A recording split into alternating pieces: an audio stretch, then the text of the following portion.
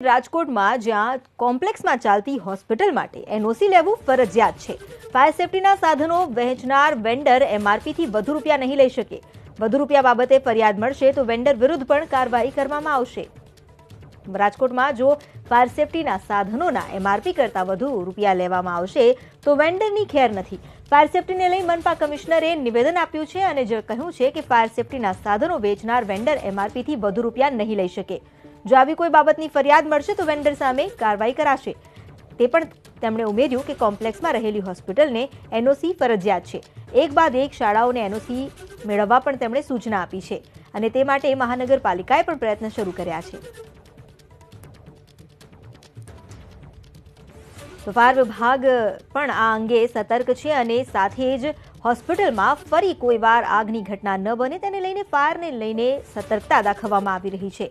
આ ઉપરાંત ફાયર સેફટીના સાધનો વેચનાર વેન્ડર માટે પણ સૂચના જારી કરવામાં આવી છે। કડક શબ્દોમાં જણાવવામાં આવ્યું છે કે જો કોઈ પણ સંસાધનના એમઆરપીથી વધુ રૂપિયા લેવામાં આવ્યા તો કાર્યવાહી કરાશે।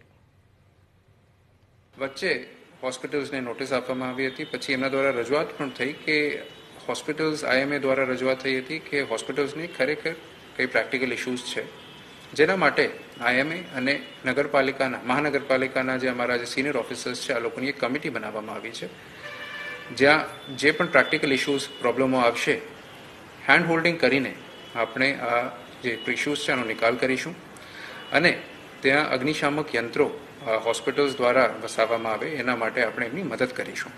જેના માટે એમની એક રજૂઆત આ પણ હતી કે જે એજન્સીઝ છે આ સમયનો ફાયદો ઉઠાવીને એમના પાસેથી વધારાના પૈસા નહીં માંગે, જેના માટે કોર્પોરેશન દ્વારા એજન્સીઝ સાથે મિટિંગ પણ કરવામાં આવી છે અને એ પણ કહેવામાં આવ્યું છે કે એમઆરપી ઉપર પૈસા નહીં લઈ શકશે। જો તો અમને ખ્યાલ આવશે કે આ જે સિચ્યુએશન છે એનો કાયદેસર લાભ જો તો કોઈ એજન્સી લેશે તો આપણે આગળનું પગલાં પણ લઈશું।